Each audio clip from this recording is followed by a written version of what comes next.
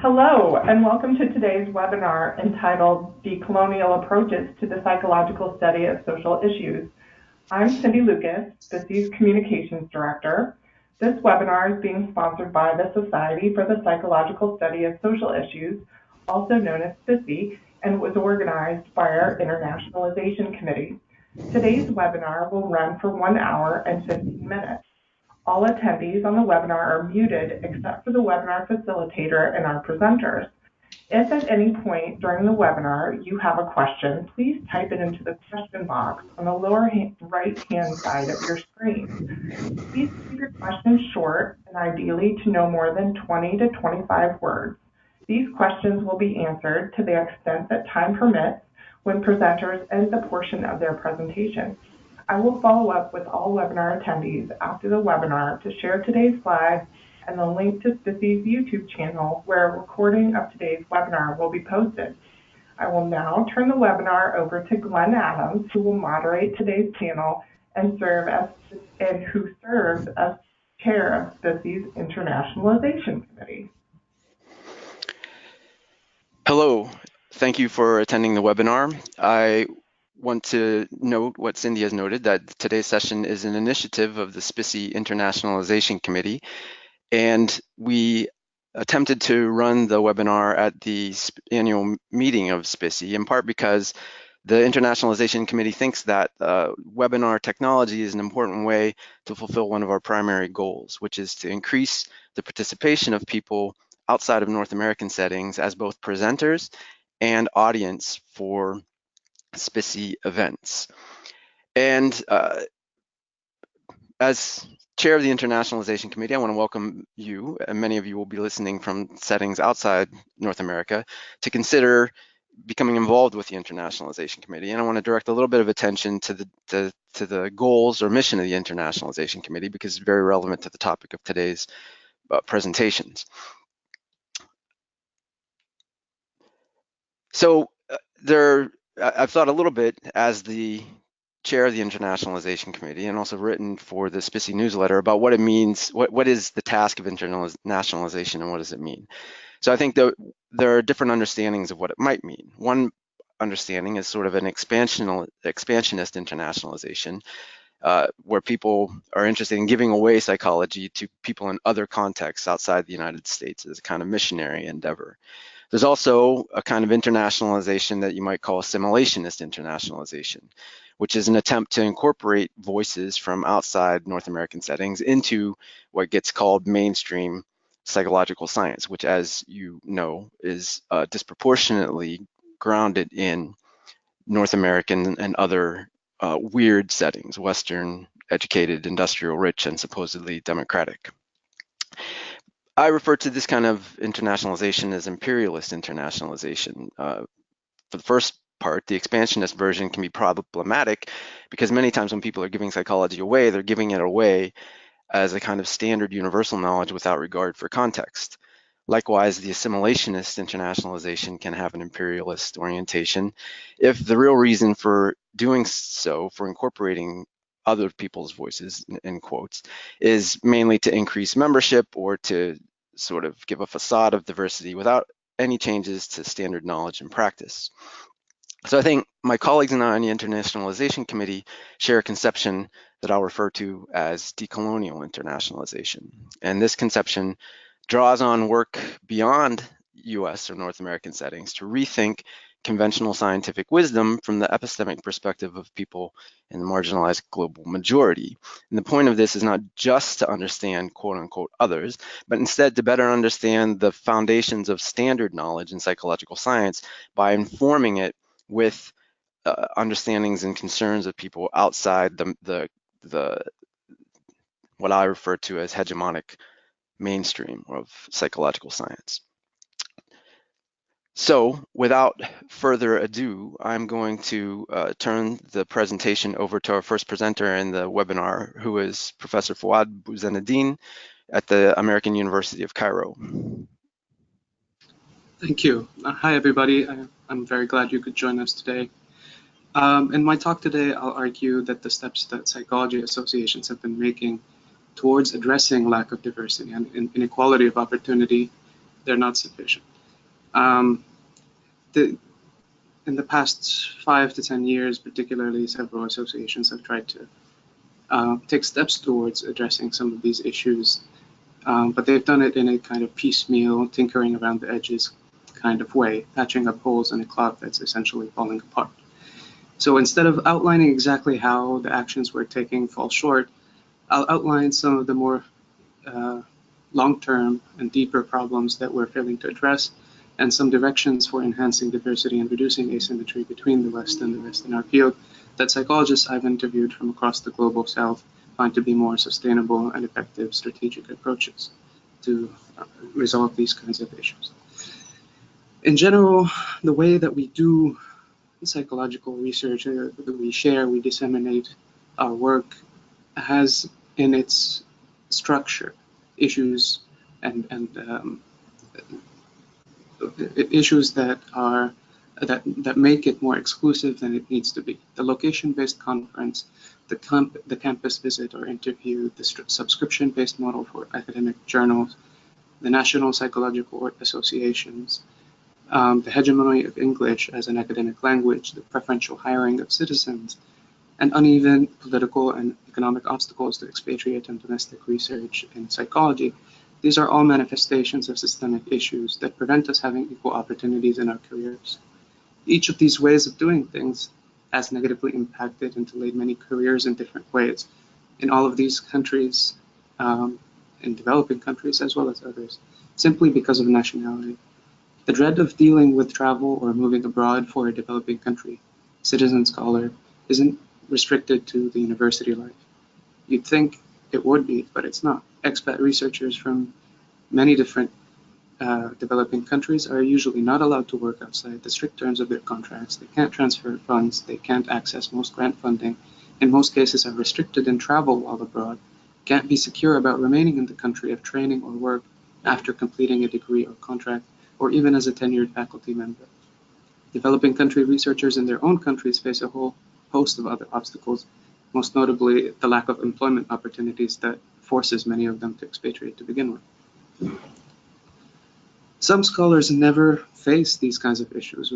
Neither do they face racial or religious profiling, sexism, intolerance, feel comfortable and capable of flying and working almost anywhere on short notice, have well-funded education systems and relatively plentiful employment opportunities, are Anglophone, have easy access to foreign currency and credit, and have freedom of speech and association, backed by powerful governments that often extend this freedom to their citizens beyond their own country. Some scholars have networks of contacts and professional experience embedded in the densest parts of our disciplinary network. Some scholars have teams of dozens working on publishing scores of papers on multiple multi-million-dollar grants in any given year. And some people don't have any of this, not through any lack of merit, but through country of birth and other circumstances or characteristics beyond their control. But these problems are merely an echo of the problems facing publics worldwide. As one psychologist from the Middle East told me, quote, "We're seeing regressions in some parts of the world, for example in Turkey, in the US, in Europe, and it's good to voice concern when violations are noted, for example, travel bans or extreme vetting. I don't believe that psychologists deserve more attention or special panels of discussion just because they're in-group members, and we forget or ignore the same violations affecting countless numbers of other human beings." End quote. It seems clear that the most sustainable and asymmetric way to increase inclusion and equality in our field without perpetrating further exclusion and inequality is to organize ourselves to help achieve these goals societally and globally. As the latter psychologist said, quote, "The natural logical conclusion here is to urge psychologists and the associations they belong to become socially and politically engaged agents and devote a number of their hours and a quantity of their resources to social, community, or political causes. Social and political psychologists are significantly well placed to provide educated comments, assessments, counsel, recommendations, interventions, plans of actions, etc." End quote. But this is a messy and confused time for humanity.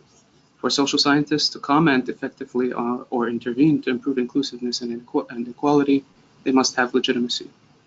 But instead of this legitimacy spreading from where it's most developed to where it's not, we see it faltering everywhere.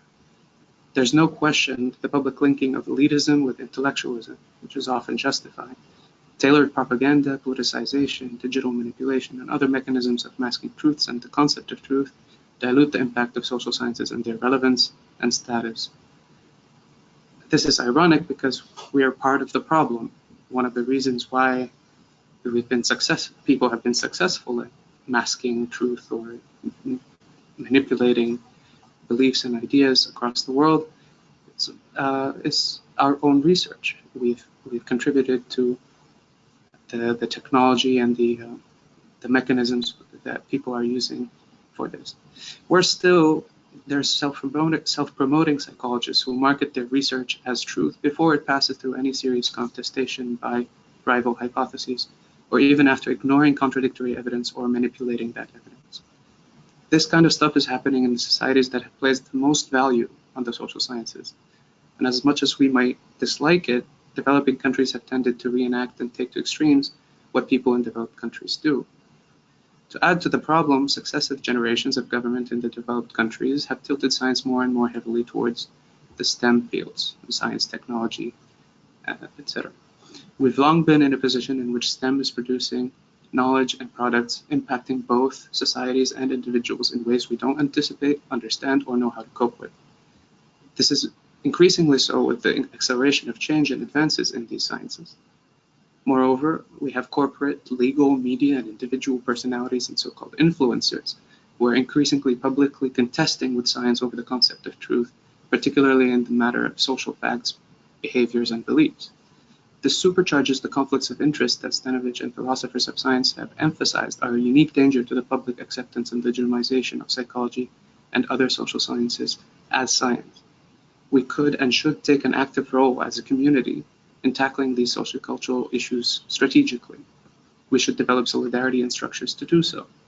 One could envisage, for example, we could imagine a campaign to build solidarity with STEM researchers so that they join us in rejecting pay and status inequality at universities on the basis of our shared commitment to and long-term benefit from socially responsible science based on testable empirical evidence. We share that with them, and we could build on that. We could also find more effective ways to challenge inaccuracies, misrepresentations, and propaganda than mere protests and statements. For example, we could work towards establishing an international agreement, putting in place a legal framework or precedent for such challenges to malicious public falsehoods. Above all, though, we have to be able to overcome failures to adequately demonstrate the public benefits that would protect the relevance and legitimacy of our field and its funding, particularly as it relates to our work on social issues. As one social psychologist noted, quote, "The discipline is not well known or easily recognized in public discourse, and therefore is not sought after the way it could be. There's an urge to do applied rather than basic work, but especially in areas such as intergroup relations, the jump from basic to applied social psychology is not always straightforward in terms of establishing a partnership between the public sector, civil society, and academia, so that research projects produced can help address in a more direct manner real and existing problems in society." End quote. This is an organizational and empirical issue for all of us who explore social issues to address systematically and globally, in collaboration with lawyers, political scientists, economists, sociologists, and others. Of course, we have to take into account the current trends in politics to address these and other sociocultural issues inhibiting are playing a role in increasing inclusion and equality, both within and beyond our discipline. While political circumstances have never been exactly favorable to the social sciences, recent moves towards nationalism, conservatism, and identity politics, disregard for evidence-based governance, and the falling state of civic education across most of the globe make for a very hostile environment for promoting the empirically demonstrable long-term benefits of inclusion, equality, and openness. We have to strategize how best to use our collective political and intellectual power, both within and across nations, to show the ways in which these political developments are a social dilemma to the detriment of all people, and to bring about more inclusive and egalitarian policies and evidence-based policy making. We can't address the question of inclusion and equality in our organization, area, discipline, industry, country, or globe, independently of each other or without joining efforts. But from what I've seen in the past few years in psychology, each association is going at it alone, replicating each other's efforts without synergy or effective solidarity. This will never work to address inclusion and equality beyond the short term and limited steps that these organizations can implement alone. The question for me is whether there's really the will to do so for many members of these organizations.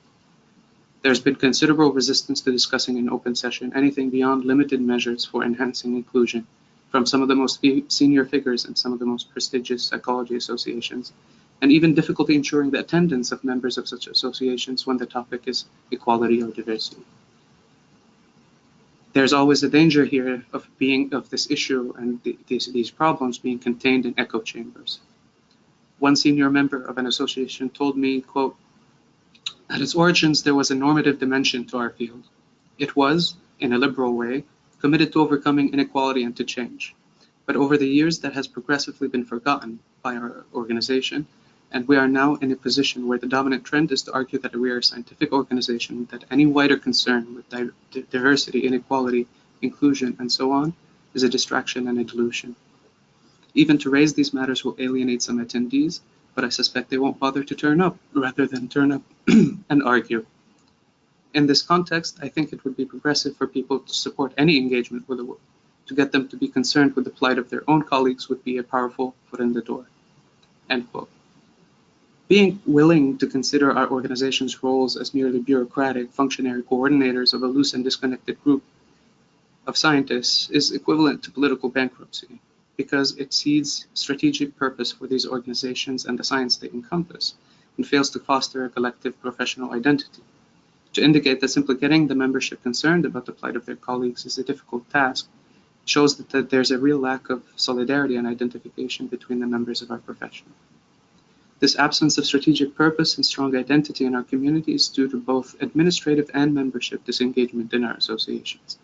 Another senior member of an association noted, quote, "Our membership is biased, and those who view the association's primary aim as serving its members have very different views about details and concrete actions from those who view the association's primary aim as serving all psychologists who are and could potentially be members." End quote. On top of this, the membership is not generally induced to be actively involved in their associations, either because of hierarchical top-down governance of these associations or because of sheer apathy.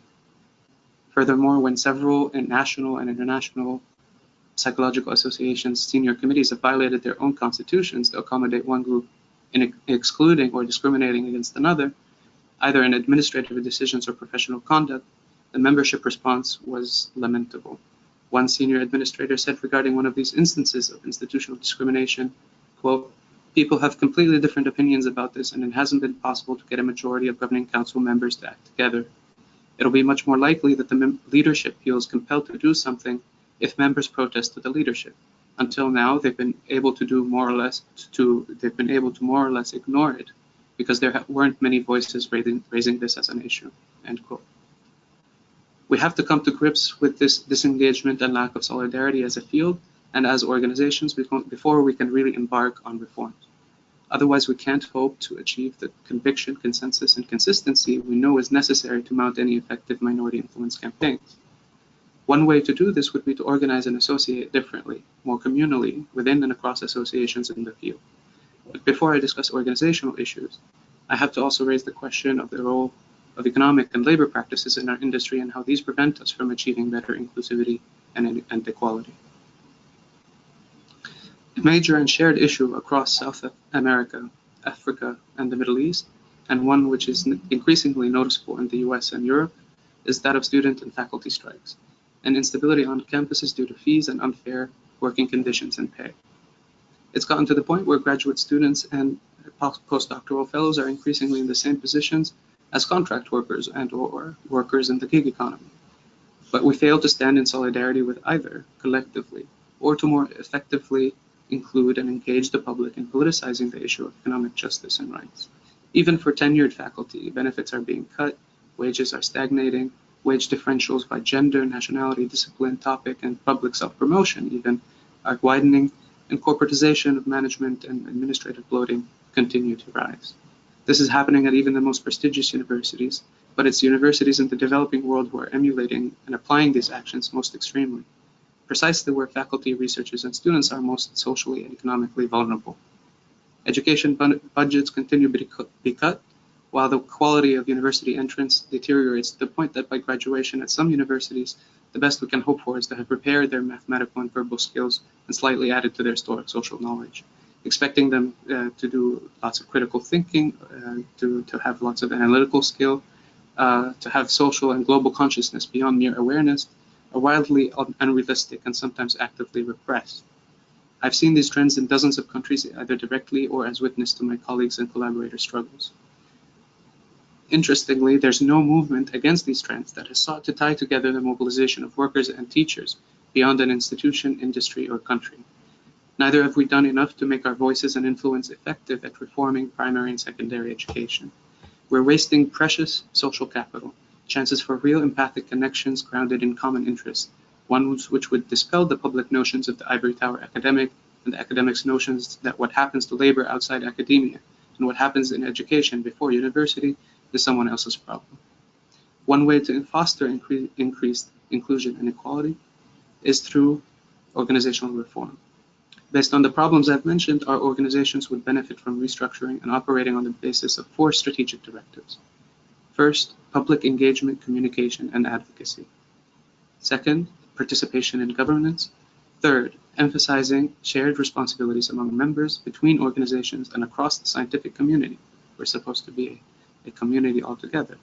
And finally, decentralizing and diffusing the structures and functions of the organizations so that it's more participatory and more and less hierarchical. To put these strategic directives into practice, permanent structures and operations are needed to give efforts the persistence, power, and consistency they need to have a real impact. If there are no permanent structures, organization, and explicit and examined standards, it's unlikely that any initiatives can produce long-term organizational change. Exactly how we should implement strategic directives, fostering inclusion and equality, should be a matter of systematic study, but it can begin immediately by adopting various mechanisms that are already in use. For example, the American Anthropological Association has standing committees of member volunteers on topics of diversity and disciplinary issues, and have regular panels presenting their ongoing discussions progress. They also have committees addressing broader social and political and philosophy of science issues to give space for holistic discussion and idea generation and disciplinary introspection more freely and continuously than is possible in a format such as this webinar. Moreover, they give these committees and working groups the power to put forward proposals to the membership at large and to take positions as a group on issues that administrative executives in top-down organizations can't or won't. Some organizations establish contact points between different associations that are implementing different organizational logistical solutions to identify and exchange best practices. They also tie into government and engage the public, as well as international and field organizations such as UNESCO or Doctors Without Borders. Other associations make membership contingent on service or participation, increasing member involvement in the functioning and direction of the association. Associations have also been experimenting with open access and open source journals and tools, with automated translation, with hybrid conference and webinar setups like this, with databases linking members and non-members, with crowdfunding and many other innovative approaches. We should use those experiences to improve our own structures and aim for more ambitious goals and help others do so. And we should do so fast before we're even more obsolete in the way we function. Advances in technology, particularly AI, mean that many of our traditions aren't necessary, perhaps even counterproductive. Automated translations improving at a rapid pace, and we must think about how to make use of this in connecting to scientists outside the Anglosphere, whether in publications or meetings or even in finding new collaborators and work relevant to ours. ResearchGate, for example, has been a promising advance, but it's a passive platform. We have the technology to create similar online networks that are loaded with active professional services and connectivity that could make chance and accident of birth and privilege less dominant in who's embedded in the core of our professional networks. Similarly, international air travel is an environmental and political problem, and the less of it we do for conferences, the more equal and inclusive and pro-social such meetings will be. And this kind of, and traveling for conferences should not be continued simply for the pleasure of the privileged among us in sightseeing in new countries. Happily, conferences that don't require travel would also be less expensive to everyone concerned, can go on longer, and can happen more frequently and flexibly, which is optimal for cooperation and collaboration. There's a lot that can be done to improve existing organizations in psychology and to change the way that Western psychology works. But it's also important to point out that there's a lot more that we could also be doing outside the West. Most of the problems I've discussed regarding the state of things with Western psychology are also problems for developing country psychology, but to a greater degree.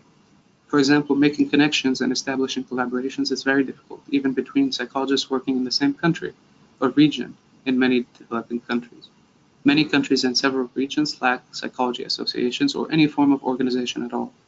And we don't have data about who's doing what to enable proper South-South research cooperation. The conflation of psychology with clinical practice is a particularly huge problem in these countries as well. There are also unique issues in developing countries with regards to training, research production, the topics that are covered, research funding, publication, collaboration, and dissemination. We who work on social issues here need to do more to understand the full scope of these issues and to organize and cooperate more closely with each other to begin resolving them systematically. I've been working with Erin Ayanyan, Barbara Lastikova, Anna Kente, and Reem Saab, among others, to examine whether and why certain developing countries and regions and topics are underrepresented in mainstream social psychology, and what solutions developing country social psychologists propose in order to get precisely this kind of clarity. We're beginning with a survey of developing country social psychologists' perceptions of these issues. Our hope is that this and other such work will allow us to take the first steps towards organizing psychologists in developing and emerging countries without copying Western organizational structures and processes too automatically.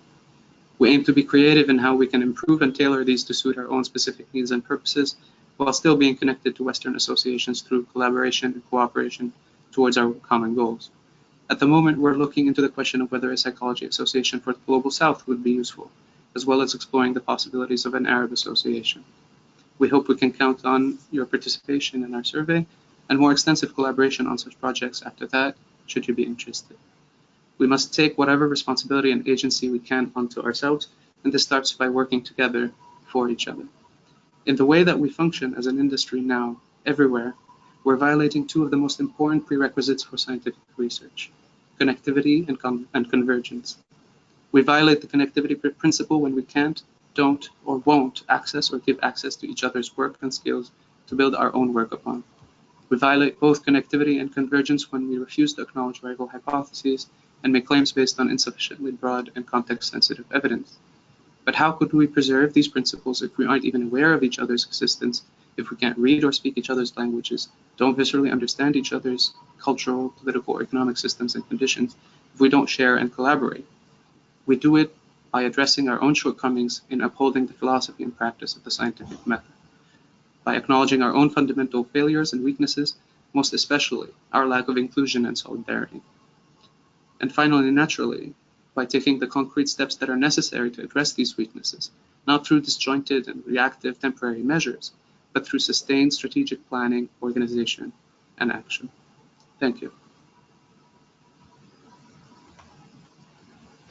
Thank you very much, Professor Bouzenedine. Cindy, I'm going to suggest that if you don't mind, if you can take down some of the questions that are coming in via chat, and we will take some of the questions for each presenter at the end, but you can do that as the other presentations are working. So I'm going to proceed with the second presentation, which is a paper by Professor Ibrahim Makawi from Birzeit University in Palestine. Professor Makawi is unable to join us today, but he has sent his paper, and I will read his paper in his stead. Beyond political controversies and oppositional arguments over the competing narratives of the colonizer and colonized in Palestine, I maintain that social, cultural, and political fragmentation of the Palestinian people today is an outcome of their subjugation to prolonged settler colonial conditions, which is both theoretically and practically imperative to understanding of the psychological ramifications of their anti-colonial struggle for self-determination. Consequential to Zionist settler colonialism in historic Palestine, the Palestinian people today do not live together as a unified and cohesive community in a clearly defined geopolitical space, but rather they're dispossessed and scattered in various social political contexts and communities. One group lives in its native homeland, which was conquered in 1948 and holds an official Israeli citizenship. Another group lives in the occupied West Bank and Gaza and has been under Israeli colonial military occupation since 1967, and the rest of the Palestinian people are dispossessed refugees living in various countries. In mainstream psychological research and practice, each one of these Palestinian communities has been examined and treated as a unique case by and in itself in isolation of the collective whole. Decolonizing psychology must focus on examining the Palestinian people's fragmentation itself as an outcome of their subjugation to prolonged settler colonial conditions. In this presentation, I unpack and deconstruct key situations and practices throughout the Palestinian colonial condition where mainstream psychology has been implemented both in research and practice, and where decolonizing and liberation psychology can and should be implemented as an alternative way to understand the psychological dynamics of the Palestinian anti-colonial struggle for self-determination.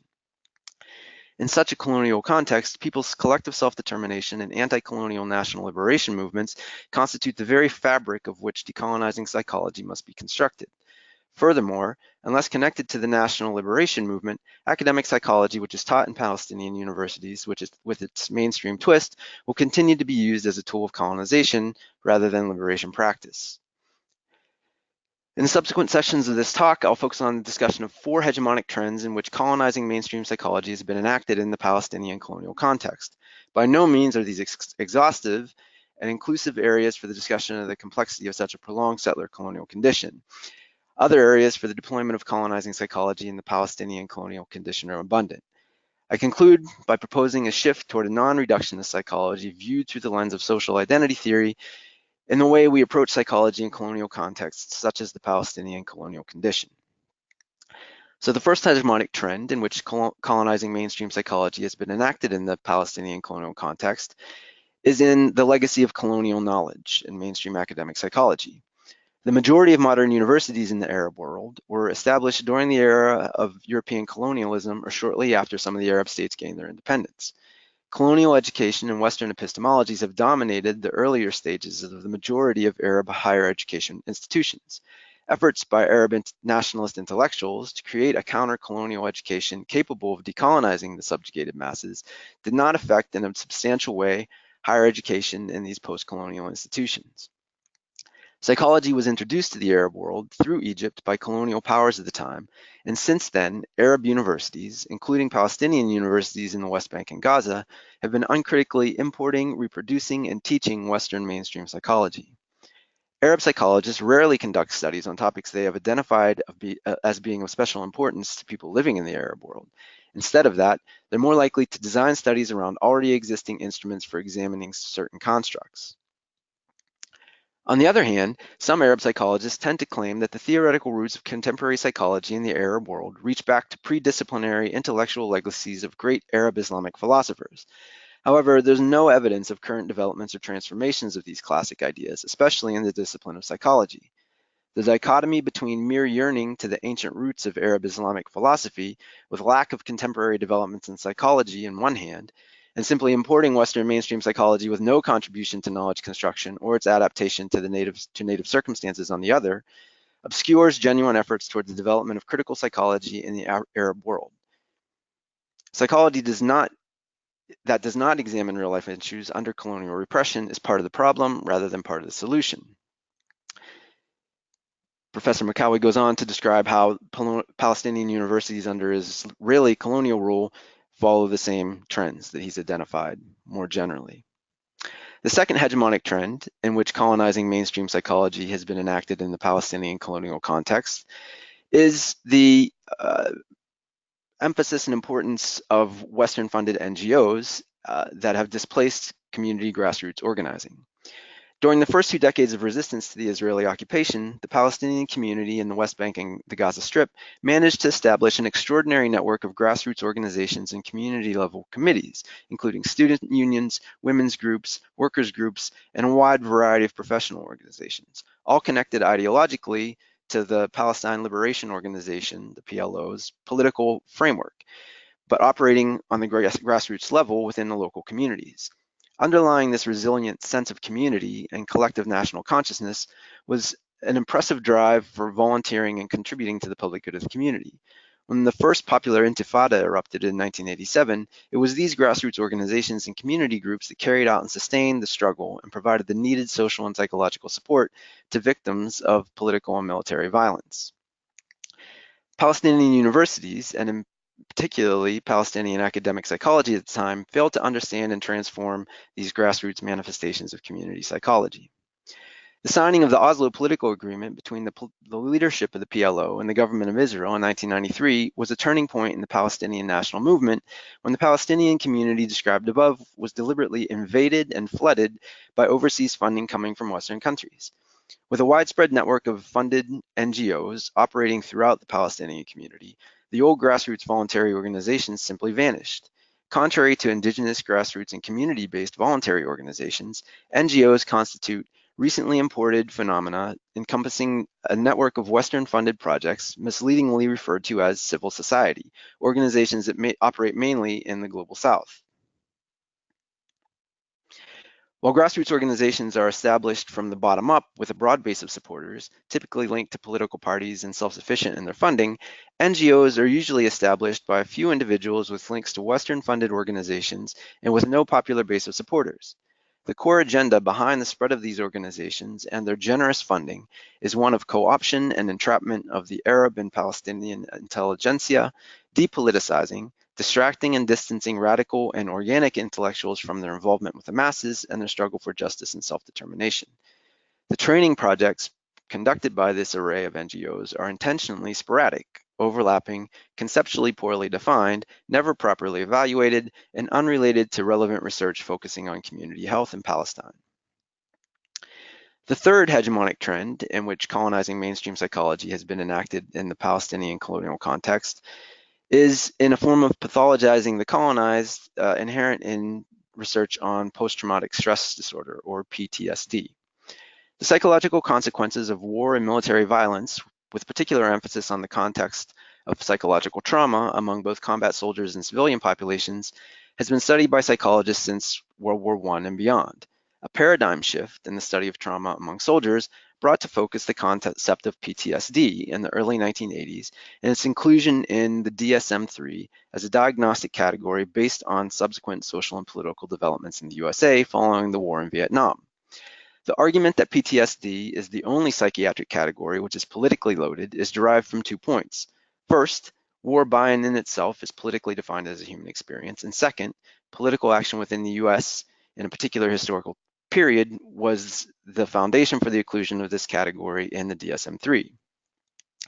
PTSD as a culture-bound syndrome is relevant to Western culture, and its application to cross-cultural contexts is problematic. The application of PTSD to non-Western cultures creates what has been labeled the category fallacy. This refers to the application of a diagnostic category which is developed in a specific cultural context to another cultural context where basically the phenomenon in the new culture is not constructed as the same phenomenon in the first culture. Nevertheless, PTSD as a diagnostic category is used globally with little questioning of its cross-cultural application. Framing war-related traumatic experiences within the neoliberal conception of human rights paradigm, the study of PTSD among civilian populations exposed to war atrocities has been expanded and exported to many parts of the world, including Palestine. Expanding the same category to shed light on the experiences and reactions of civilian populations, especially children and adolescents, in war environments in the non-Western world is problematic due to the fact that PTSD in central colonial conditions cannot be merely examined as a psychopathological condition of the affected victims, especially civilian victims of military violence. It must be situated within the political and collective context of the traumatic experience of the whole population. What are the psychopolitical implications of this type of reductionism in the study of PTSD in the Palestinian colonial context? Moving beyond the individual psychopathological level of analysis, it's important to ask, what macro-level factors and collectively shared experiences need to be incorporated in the study of trauma in order to account for the full scope of the problem and to move beyond the colonizing practice of blaming the victim? There's been a growing body of empirical research on the exposure of Palestinian children and youth to political violence and trauma due to prolonged practices of the Israeli occupation. This research is individualistic, non-participatory, and acritical, and it represents power knowledge embedded in the current phase of global capitalism. This research suffers from a number of methodological flaws. The majority of the studies with young people and their families who have been exposed to military violence use traditional quantitative research methods. The majority of the research has been conducted in the Gaza Strip, where political violence and hardship is greater than the West Bank. There's a lack of comparison groups with young people who have not been exposed to the same level of military violence. The individual's exposure to military violence and traumatic events has been measured on dichotomous scales of measurement using yes-no response categories. And finally, all the scales used in these studies were initially developed in English, mainly in North America and Western Europe, and were merely translated into Arabic with no attention to their cultural relevance to the Palestinian condition. In many of these studies, Israeli colonial military violence against Palestinians is neutralized and drained from its political character and repressive measures. Collective identity and psychological coping with collective trauma are closely interrelated and may explain resilience in the face of trauma caused by military violence. Building on Mulladun and Lowe's theorizing about the role of social identity in coping with war-related traumatic experience, I summarize the ways by which the individual sense of collective national identity, as an accentuated form of social identity in this case, can be constructed as a protective factor in the Palestinian contemporary experience with Israeli colonial military violence. According to Mulladun and Lowe, individuals are exposed to military violence in war environments because of their group membership and belonging to the targeted group, not as isolated individuals, which is criterion A1 for PTSD. Social identity mediates the subjective experience of the traumatic event and provides information needed for appraisal of the event, which is criterion A2 of PTSD. Social identity facilitates the anticipation and predictability of military violence as a traumatic event, not some sudden event like a car accident. And military violence activates the individual sense of social identity, where self-categorization is lifted to the group level when the conflict is identity affirming. And finally, social identity protects group members from trauma because it provides bases for receiving community level support. The fourth hegemonic trend in which colonizing mainstream psychology has been enacted in the Palestinian colonial context is in the fragmentation of the Palestinian people and its implications for colonial education. The project of decolonizing psychology would be incomplete without exposing and analyzing the glaring colonial fragmentation across the various Palestinian educational systems and the ways by which education of Palestinian children is meticulously used to create artificial new realities of fragmented identity and communities in the various locations. Colonial education, as well as state-controlled educational systems in heterogeneous societies with power structures of group inequality and multiple forms of oppression, are hindering rather than promoting the opportunities for ethnic minority, working class, female, and indigenous students for academic achievement. There is a plethora of educational literature documenting the ways by which formal education systems in heterogeneous societies are structured and conducted by the dominant groups in manners that hinder the opportunities for academic achievement among students from the subjugated groups in society. Historically, Arab education in Palestine has never been under the control of the Palestinian community itself. During the British Mandate and Ottoman rule, Arab education in Palestine was controlled by colonial authorities that represented their own dominating cultures and interests. Palestinian education in Israel since 1948 represents a continuation of the colonial educational hegemony and has been systematically controlled and manipulated by the Israeli authorities in order to achieve a set of interrelated colonial objectives.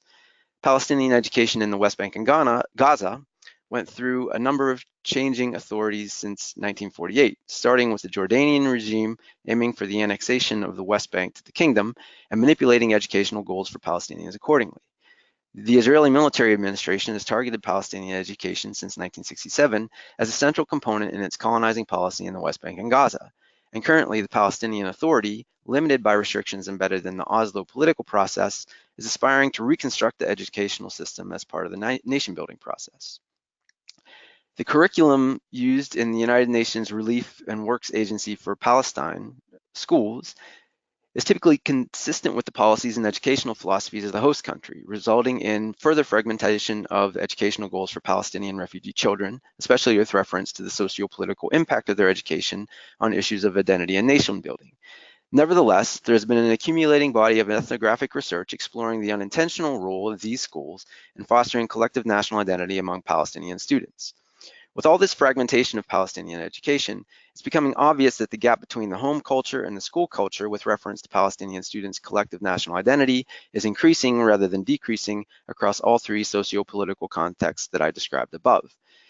The interconnection between colonial education and identity that cuts across all the fragmented locations of Palestinian communities needs to be placed in the center of decolonizing educational psychology. This is so vital because the future of decolonization in Palestine hinges on the way in which we bring up and educate the next generation. In conclusion, for the most part, contemporary discourses about decolonization in the social sciences, as well as in the more critical trends of psychology, are devoted to the task of undoing the psychological distortions which left their marks on the well-being of native people in a post-colonial era after the official demise of colonialism. Extending this discourse to understanding the Palestinian settler colonial condition and opting for a paradigm of decolonizing psychology all at the same time, while the settler colonial condition persists and is manifested in the total control of native land and fragmentation of the Palestinian people, is both challenging and illuminating. The unique lesson that can be concluded from the Palestinian experience is that it is imperative and critical to combat the psychological ramifications of Zionist colonialism in Palestine, simultaneously as the Palestinian people are engaged in the anti-colonial struggle for self-determination. Assessing the psychological ramifications of colonialism at this stage of the anti-colonial national liberation struggle provides a unique contribution to the growing paradigm of decolonizing psychology, while at the same time may facilitate the process of ending colonialism and self-determination of the colonized. So that is the end of Professor Makawi's presentation. I'm going to now proceed to my own presentation, which, as you can see, considers hegemonic psychology itself as practiced and operating in across the globe, North America and elsewhere. To what extent can we consider it and its knowledge base a form of intergroup domination? A couple were notes on concepts. When I refer to hegemonic, what I mean is particular understandings and ways of being that originally derived from European or European American experience, but by the projection of colonial power have become the default or natural standards for global humanity and intellectual work. And the other important concept here is epistemic violence. And by epistemic violence, many times one might mean, or a common understanding of the concept, is colonial imperialist imposition of hegemonic forms as a universal standard without regard to context. And in this version or understanding of epistemic violence, a response is what we might refer to as decolonization as local resistance. In this conception of a decolonial approach, locally grounded actors counteract violence of hegemonic forms by reclaiming place-based or local knowledge forms that resonate better with local realities and better serve local populations. You can see a couple examples of here from the South African context, where this discourse of decolonization is very prominent. So this idea of decolonization as local resistance has important strengths.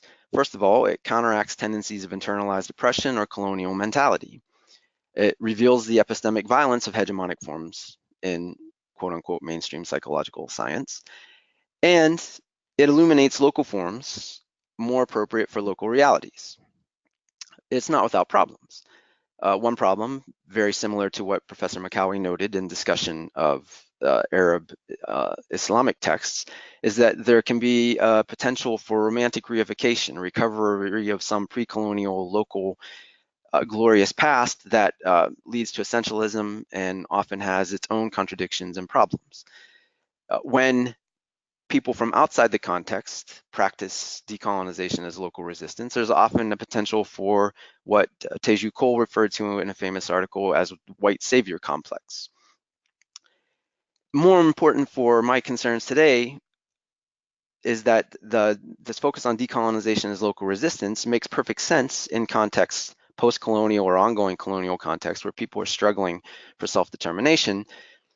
And so that it has a particular heuristic focus on resistance in those specific situations of colonialism, but it doesn't turn the lens outward to consider implications for global knowledge production.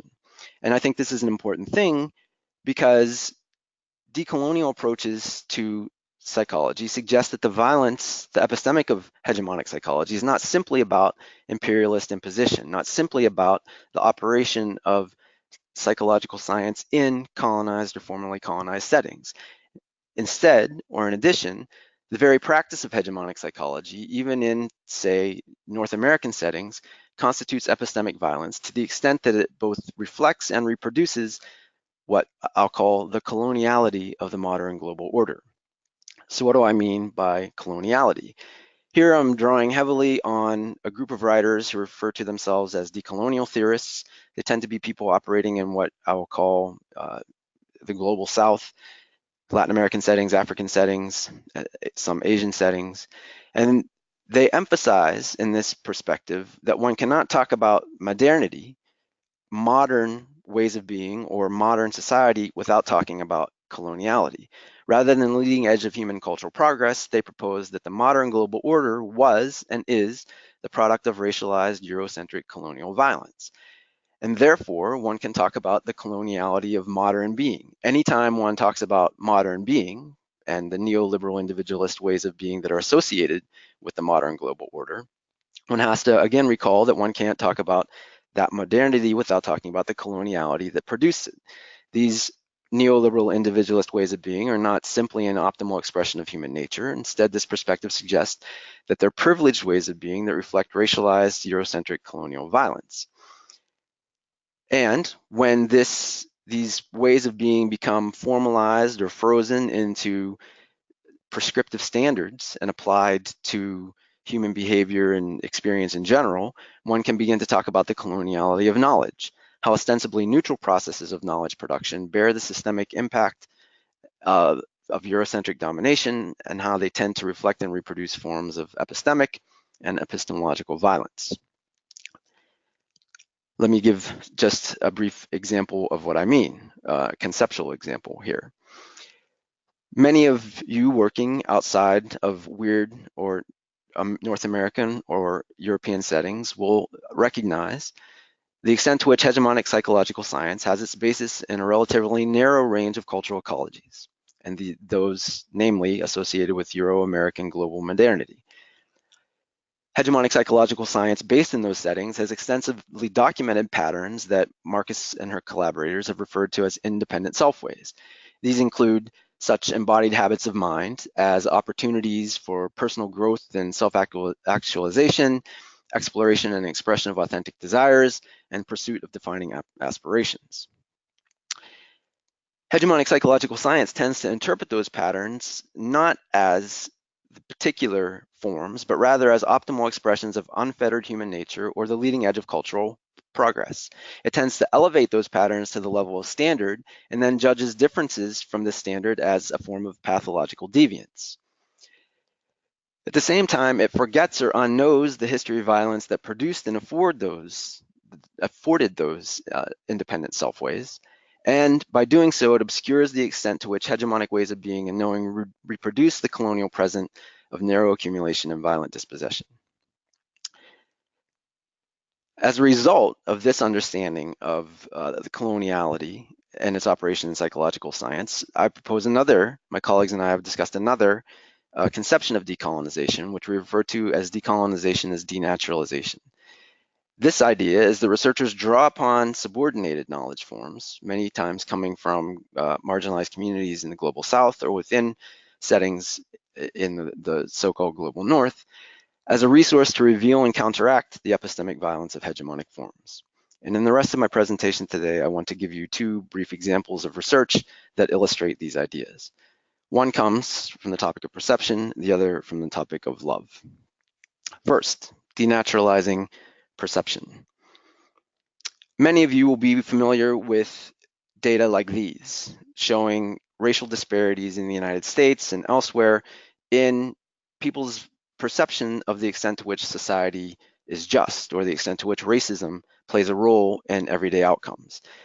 In the United States, survey after survey suggests that white Americans, people of European descent, tend to perceive much less racism in American society, see it much less central to American society than do people of African descent. Mainstream discourse on this issue tends to treat African American perception of racism as an exaggeration or distortion of reality that requires explanation, and implicit in that construction is the idea that European American denial of racism is accurate objectively true and something that doesn't require explanation. A decolonial perspective suggests instead that African American perception of racism is a defensible understanding and emphasizes the extent to which European denial is not objective, but instead constitutes a particular construction of reality that requires explanation, not just a reflection of something that's there, but the consequence of psychological processes that operate on perception to afford this particular understanding or denial. So one psychological process that operates to shape this difference are identity defensive motivations. And the idea here is that although people from oppressed groups may be motivated to be vigilant for racism, especially given the reality of historical oppression, white Americans are also motivated to deny the extent of racism. And this is one reason why white Americans tend to perceive less racism in American society. Perception of racism reflects badly on collective identity, but also calls into question and threatens their experience of a just status quo that is responsible for the privilege that they have. More pertinent to the present topic, another reason for this group differences in perception of racism is cultural knowledge. White Americans may perceive less racism because they inhabit cultural ecologies that promote ignorance of racism. And the particular cultural ecologies that my collaborators and I, and here speaking primarily of Fia Salter, have considered are the education system. So in one study that Fia did as her dissertation work, she went to Kansas City area schools during the month of February. And for those of you who don't know, Kansas City schools in the United States are fairly segregated schools, even today. What we observed as we documented materials displayed in majority Black and majority white schools, and I should note the during February here refers to the exercise in North American settings of Black History Month. So we went during Black History Month. And the themes in the materials that we found in these schools, I'll show you some examples momentarily, but what we observed is that Black History Month materials included themes related to history and realities of racism. They also included themes of diversity and achievement. The former themes were more prominent in Black school displays than white school displays, whereas diversity and achievement displays or materials such as this, emphasizing diversity, celebrating achievement, were more prominent in predominantly white schools than predominantly Black schools. These are some examples of materials that emphasized knowledge of history or the fact of racism, of past racism in American society.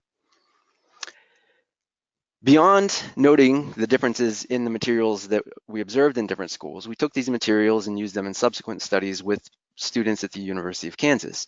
We observed that when we exposed University of Kansas students to either representations from predominantly white schools or predominantly Black schools, that perception of racism and support for affirmative action were greater when they were exposed to predominantly Black displays than predominantly white displays. We also observed that University of Kansas students tended to prefer and like and recognize displays from predominantly white schools over predominantly Black schools. And the magnitude of this preference was higher for students who identified strongly with being white. So to summarize, what I want to emphasize here, the research that I'm describing suggests that standard forms of knowledge in mainstream American settings resonate with white American desires and sensibilities about what is good and true. It gets there because these materials get into the environment because they make white folks feel good. These standard forms of knowledge then serve as what Mills referred to as epistemology of ignorance that obfuscate and facilitate white domination.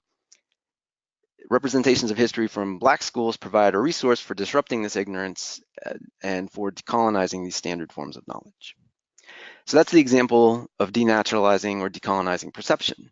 And that example may seem relatively straightforward because, after all, I'm talking about a topic that seems central to the issue of colonial power, racism and its operation.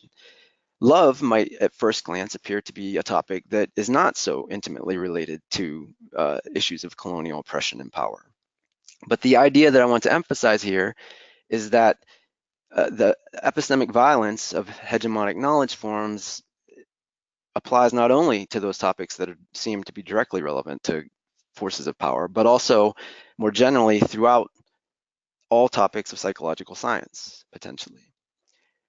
The inspiration for this particular work, I have it here for your reference if you're interested in hearing it, is an episode that happened in during fieldwork and engaging in everyday life and communities. And this particular number that I have here is one that was playing popularly by local bands in the settings where I was conducting research during my PhD dissertation research in Ghana.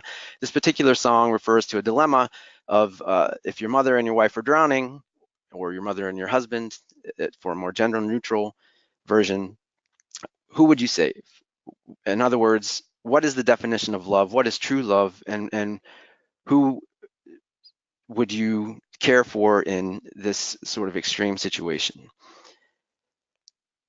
Hegemonic science proposes that investment in spouse versus kin is a sign of healthy development. Hegemonic science tends to judge investment in kin over spouse as an unhealthy deviation from this normative standard.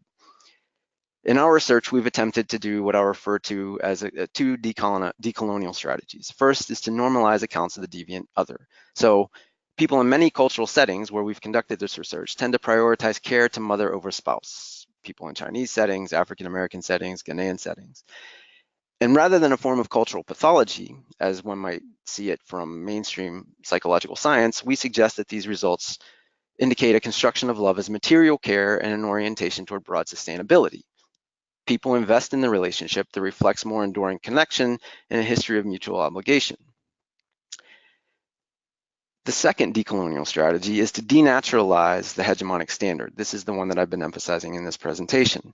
From this perspective, people in weird settings, Western, educated, industrial, rich, and supposedly democratic, tend to prioritize care to spouse over mother, something like a natural standard in hegemonic psychology. But instead, we propose that this is reflects responses or a particular construction of love as emotional support and an orientation toward growth and fulfillment. Participants invest in the relationship that provides present satisfaction and best expresses their hopes and aspirations. So rather than some just natural developmental trajectory, we propose that this is a result of engagement with a particular social, cultural, ecological arrangements. What I want to emphasize from this research episode for present purposes is this. The hegemonic emphasis on romantic love or prioritization of spouse over kin is not a neutral or innocent standard for humanity. Instead, it's a manifestation of particular cultural settings, Eurocentric Global Modernity. Decolonial perspectives help to reveal how this standard way of being has its own pathologies. First of all, as I have described, this link between modernity and coloniality suggests that these individualist self-ways and other modern ways of being are made possible by colonial expropriation. They're a product of colonialism. They not only reflect these forms of violence, but they also reproduce violence. And again, in this particular set of studies, the way you can understand this is in terms of concentration of or nuclearization of care. So people, when they invest in a particular relationship, are disinvesting at the same time in broader networks of solidarity associated with kin. To summarize the presentation, I want to propose that I understand the process of internationalization as a potential tool for decolonization of the field. And importantly, the focus is not only local liberation, but also to draw upon epistemic perspectives of subordinated communities as a resource for rethinking the modernity coloniality of hegemonic psychological science in general. The goal is to counteract this epistemic violence and to illuminate decolonial versions of psychology in general that better resonate with the experience of all humanity. I will leave you with the last words from the last chapter of the last book by Frantz Fanon, a very famous psychologist or psychiatrist working in African contexts, who said, so comrades, let us not pay tribute to Europe by creating states, institutions, and societies that draw their inspiration from her. For Europe, ourselves, and humanity, comrades, we must work out new concepts and try to set afoot a new human. Thank you. And I think at this time, we're going to ask Cindy to direct questions as I stop sharing my screen. And we do have several questions, so I'll try to take as many as we can in the next 10 minutes. We have some heavy hitters, so let me start with this one from Ashu Johnson Alexander. What would be your advice for a researcher conducting cultural research in a developing country? How can I, the researcher, connect with the local reality such that an authentic, accurate representation of human behavior is made possible?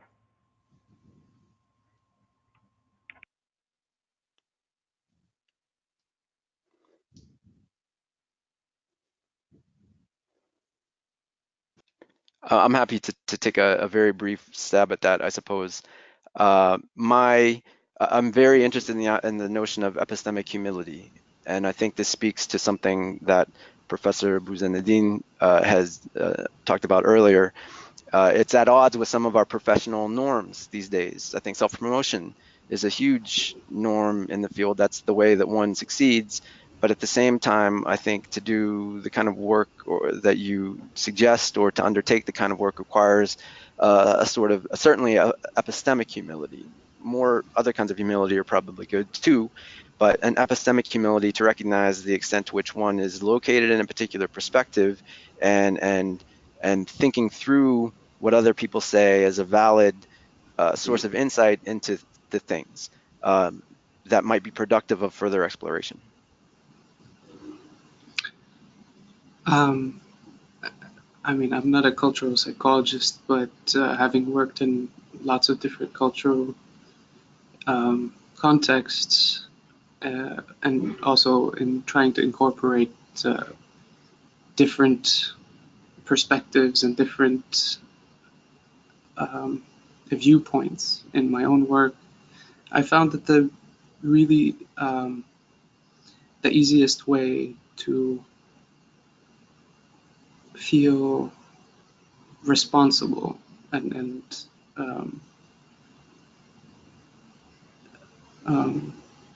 faithful, I guess, to the realities that you're studying is to talk with as many people as you can about your ideas outside academia and outside your context, and have them be as diverse as possible. I've lost count of how many times I've changed my mind about what a particular set of data meant after talking the general idea over with just whoever I happened to be with, on my way to, in the grocery store, and on the phone with my family back home, with talking things over with people who don't work at the university. So in general, yeah, I find that aside from the obvious structural issues that we need to think about, like and the obvious epistemic and epistemological issues that Glenn mentioned, that we need to definitely examine more closely, think more strategically about how to improve and to support people willing or interested in working in different cultural contexts. Aside from all those things, I think that humility and communication have tended to be my favorite approach to understanding the realities I'm faced with. How that gets you to be successful in the mainstream, I don't have the answer yet. Maybe Glenn can help with that. All right, I'm going to give you more of a softball question. Can we provide a list of resources to our participants to include your papers and the PowerPoint? And is there a SPSSI-backed book on decolonialization that we could recommend? I'm not aware of a book I think we can absolutely provide materials, and the PowerPoint presentations the webinar has been recorded, including this portion, I suppose. So it will be available online on the SPSSI website, if I'm not mistaken. But I think it's a great idea to pursue as a SPSSI sponsored book. And if you have suggestions or want to, I think you should proceed to propose one.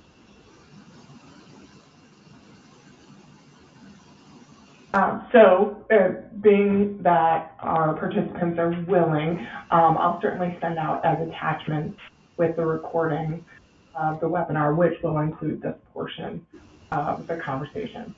So bear with me for a second. The next question is how to create a counter-colonial education in the context where there's no conscience of coloniality, and how to commit social psychology in counter-colonial praxis.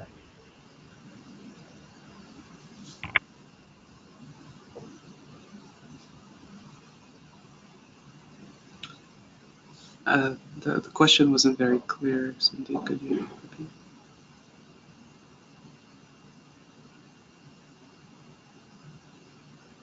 Cindy, can you please repeat the question? Sure. This question is from Luis Gomez Ordonez. So maybe he can type some more if I'm not conveying this well enough. How do we create a counter-colonial education in the context where there is no conscience of coloniality? And how do you do social psychology in the context of counter-colonial praxis? That's what the question says.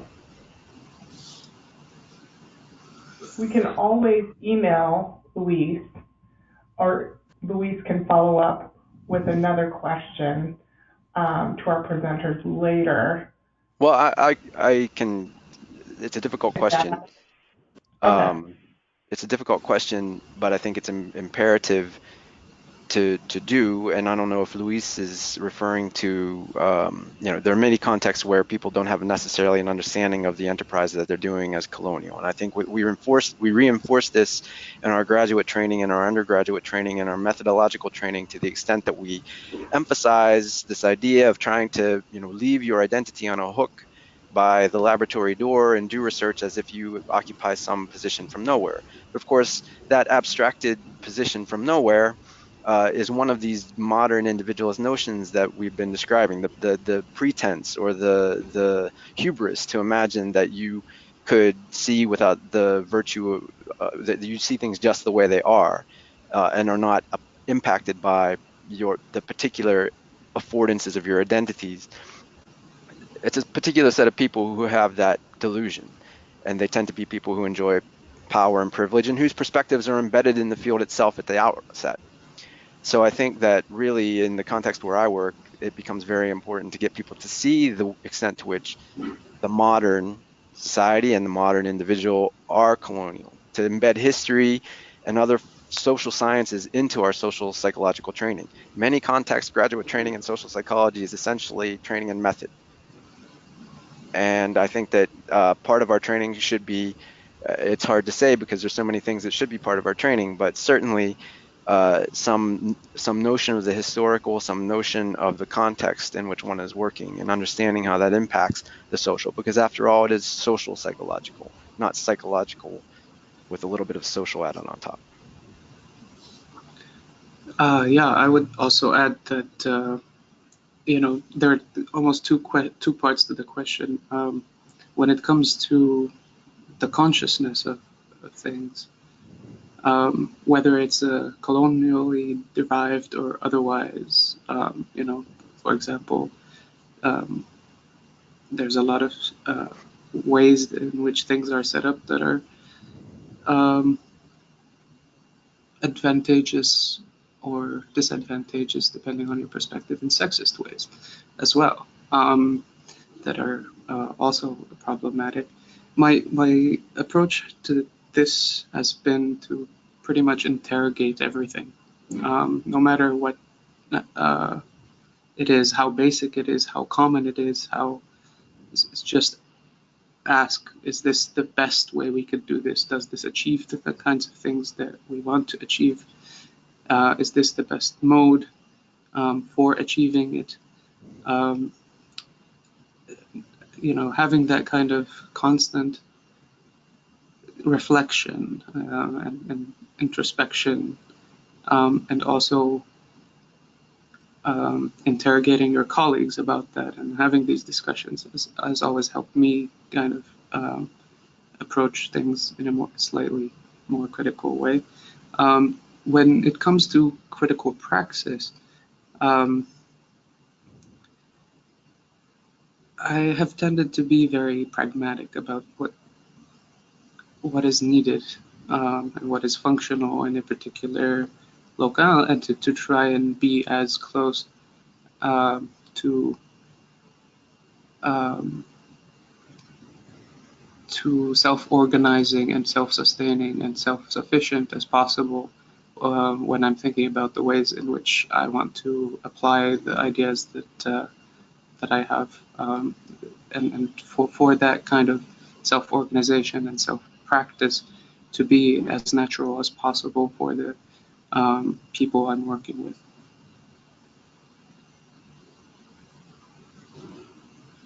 Okay, we're right at 10:15. Do you want to do one more question, or should we wrap it up? I'm happy to do one more question. Me too. Okay.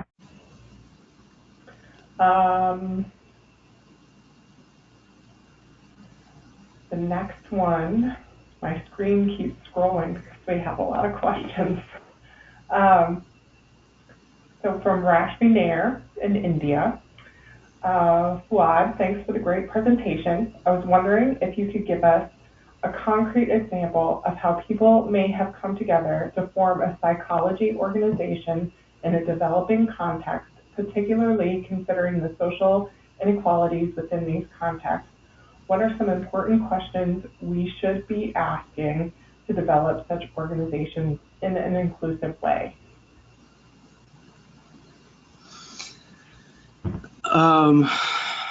Okay, as far as examples go, there isn't one that is going to be ideal or very helpful for moving forward.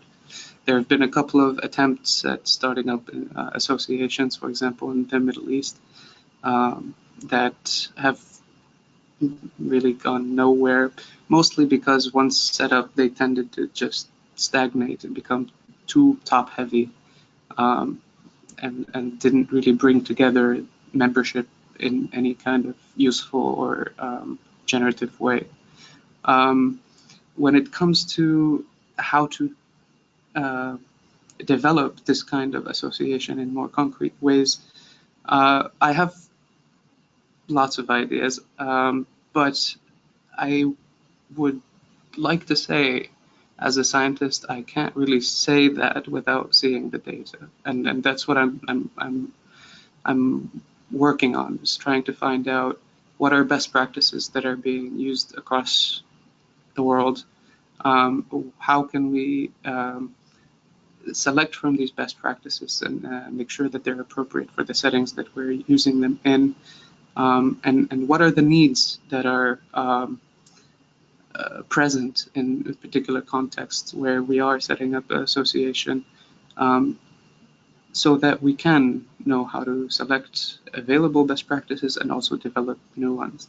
Without really knowing the exact setting and the exact functions and needs that are required of the association, I can only talk about things in relatively general ways, like being more participative, being more responsible for, the membership being more responsible for the functioning and the outcomes and the outputs of the association itself being more active in bringing together the membership, and also being more active in being the face or the voice of the membership, towards society.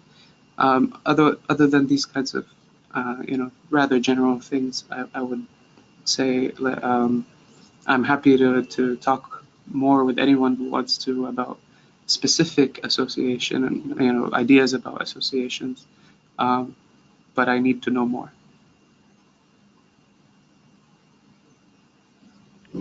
Well, thank you both. We've run over just a little bit, but I think with such great engagement from our audience, they've been patient and very engaged, and I think that was okay with them. So I'll go ahead and wrap up. Thank you, everyone, for joining us today. A quick reminder for those of you who may have joined us late, we will follow up with a link to the recording of this webinar, and copies of the materials will be provided by our speakers. I'll include those as attachments, and we'll find a place to house them on our website, as Glenn has mentioned. Please join us for future webinars, which will be on topics such as immigration, detention, intersectionality, and methodology, and we hope to explore more topics on decolonialization as well. Stay tuned as we set the dates for these future webinars, and thanks again for joining us, and have a great day. Thanks to everyone. Thank you.